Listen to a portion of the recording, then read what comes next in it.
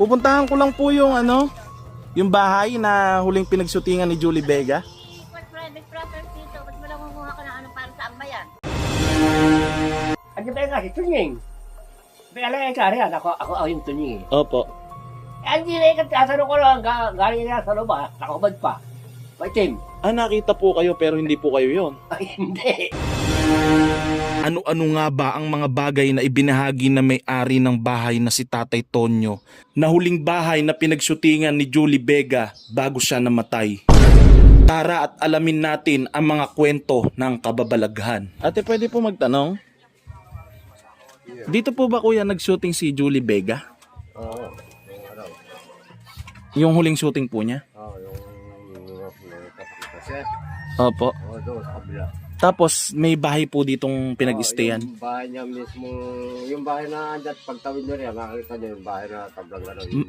May tao pa po ba doon? Oo, may nakatira doon. Lahat ng kasaysayan ni Julie Vega. Lahat ng kwanton alam nung may bahay doon. Pero dito po sa may place na to, nag-shooting din po sila dito? Dito mga kulang, doon pa rin doon. Yung may bahay doon, alam nila lahat. Opo. Puntahan natin. So ayan mga tol, no, sabi po ni Kuya ay kinakailangan daw po natin tumulay sa tulay po na yon bago po makarating sa bahay po, no, na pinagshootingan po ni Julie Vega.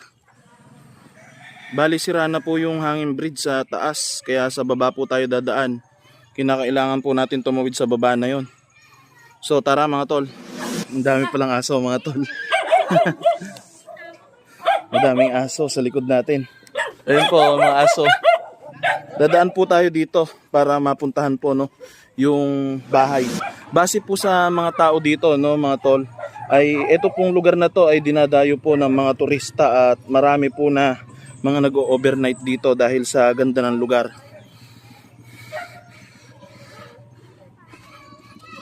Sigurado mababasa tayo dito. At titinan po natin kung ano po ang meron na kababalaghan dito, no. Dahil base po sa mga tao na nagsasabi na nahati po yung opinion nila. May mga tao po na nagsasabi na si Julie Vega daw po ay namatanda, no. Hello. Hello po.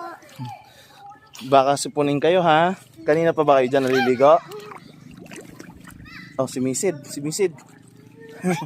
Yung mga bata, mga tol, no. So yun, no, may aso pa dun sa dadaanan natin.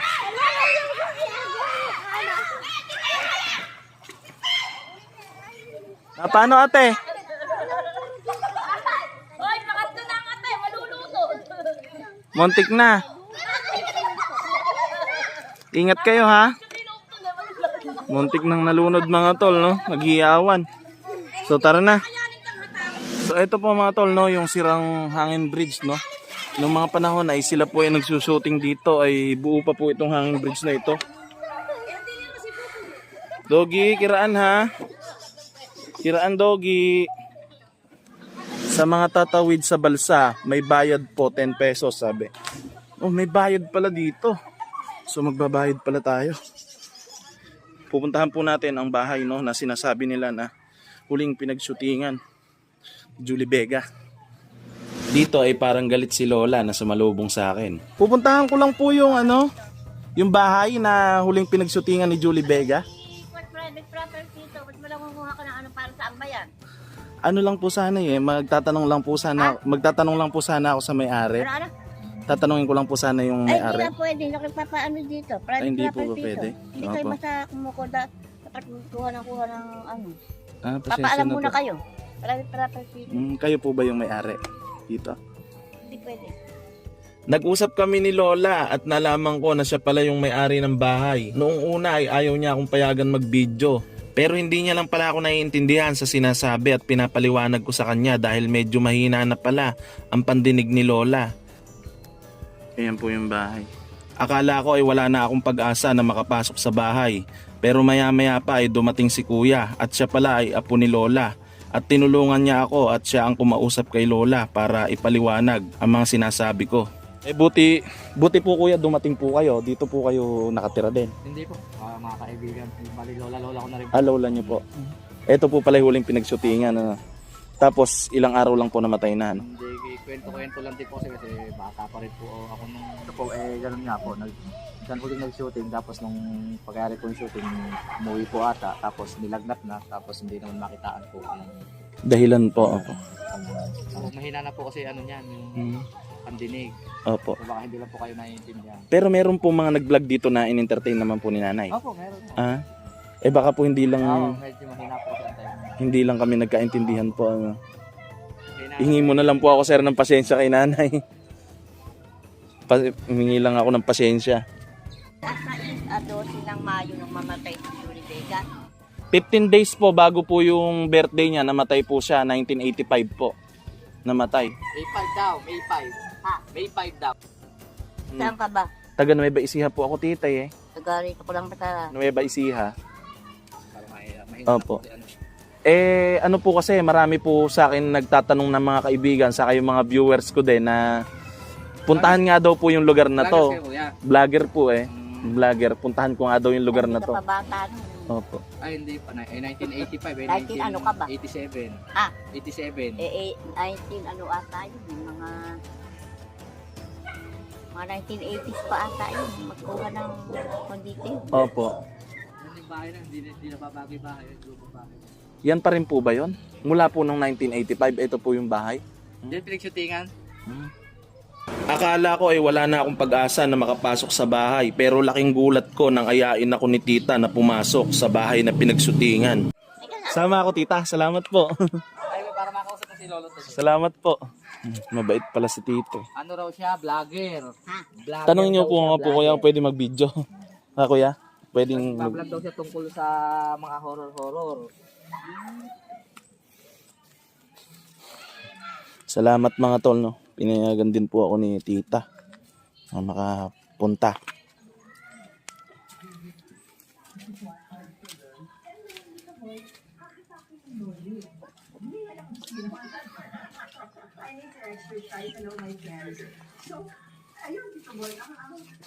Kuya, pwede po ba kayo naka-video? Pwede kayo naka-video. Hey!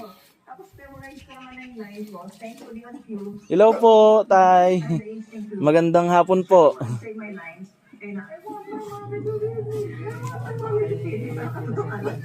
Pasensya na po kayo sa abala.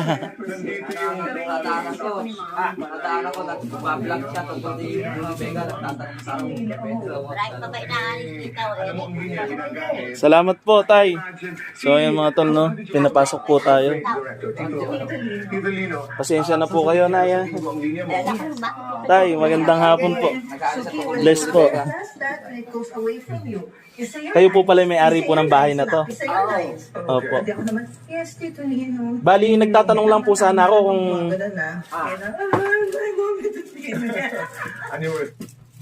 ano po kasi tay, nagtatanong po ako kay Nay kung dito po yung nag-shooting si Julie Vega kasi galing po akong Nueva Ecija. Hindi ko po alam yung place na to. Ngayon, hindi ko po alam kung saan bahay dito kasi marami pong bahay ang mali ko po si nanay, hindi ko man lang po napaalam agad na magbibideo.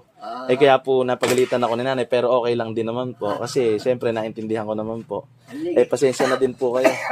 Pasensyahan mo rin yan, masyado mahina at hina. Opo. Kahina ng pandinig. Opo. Pero tayo dito po yung bahay na huling sinutingan. Oo, totoo yun. Pero may nakatira pa po dito kayo? Kami nga. Hanggang ngayon po ano. Nung pong nagsushooting sila dito na rin po kayo nakatira, no? Hindi na kami kumukuha dito ng kuha kasi okupado nila eh. Lahat ng gamit nila nasa taas ng bahay eh. Opo. Matagal po ba sila dito nag-shooting? Sa linggo. Matagal din po ano. Sa linggo pa yun. Araw-gabi. Opo. Shooting nila.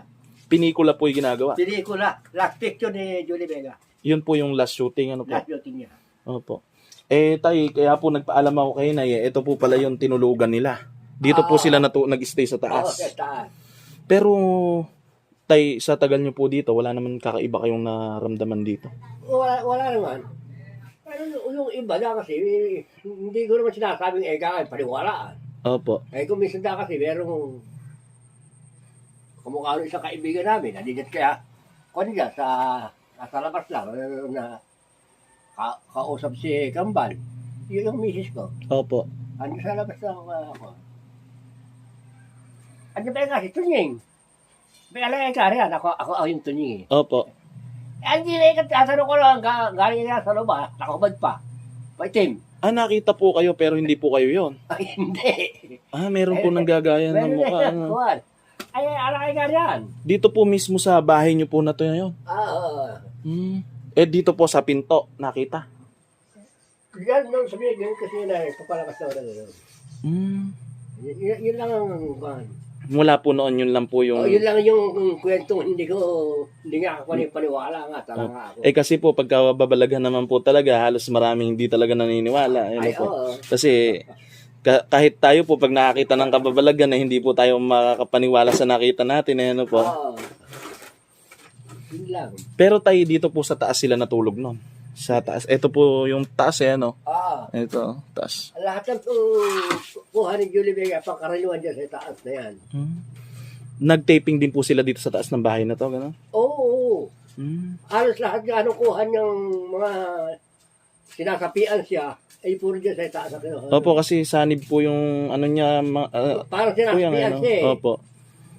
Doon sa istorya eh. Yung story po ng pelikula. Actually. Pero tayong mga kawayan po dito sa likod, ay sa may harapan na to noon, buhay na po yan yung mga kawayan dyan. Buhay na yan.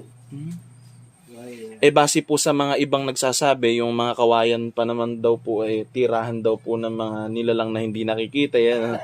Yun po yung mga sabi-sabi base sa ibang mga tao.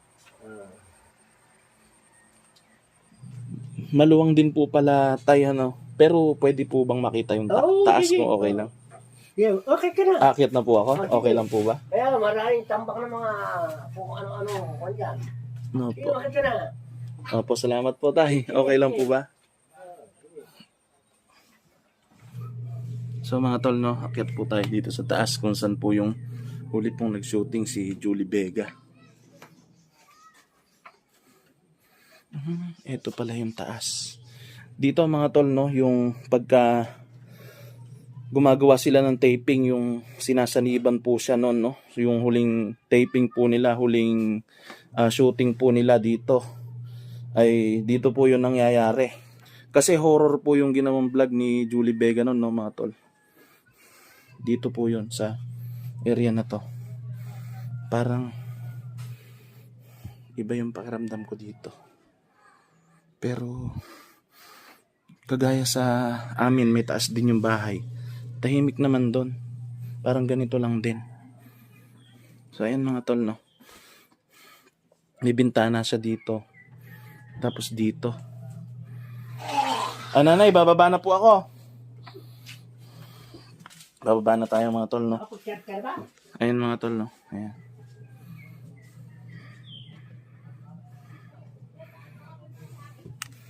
So mga tol, titinan po natin yung labas. At bumaba na nga ako galing sa taas at nagpaalam ako kay nanay at kay tatay na sa labas naman ako mag-i-explore para makita natin yung area. So ayan po mga tol, nakalabas na po tayo ng bahay at ngayon po ay patawid po tayo sa tulay. Kinuha ng kuha ng Bear Brand. Ang nagpaano dyan, si Jay Tarok ng DMA. Tanawi ako ko tumatawid doon sa Monkey Bridge na yun para makapasok na pag-aaral. Kaya po nagawa ito. Kasi kami, napagod na rin kami ng papasok ng mga kwan, hindi ina-action na. Opo. Saka po na ang delikado po dito kung sakaling bata man yung papasok sa eskwela, may tendency po na madulas lang, malunod po. Dapat po makagawa po talagang tulay dito. Yan ang talagang kailangan magawa. Opo, tulay. Sa wala yan, ibalik ninyo sa bansa yan, hindi pang na sa babida yan. Kahit pag alang magamit yung gumagamit ng bansa. Balik ninyo din yan.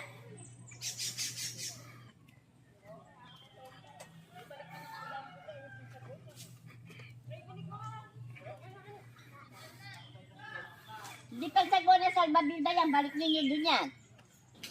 Base kay tatay na may-ari ng bahay nung nakausap po natin kanina, ay dito nga daw ay may nanggagaya po ng muka.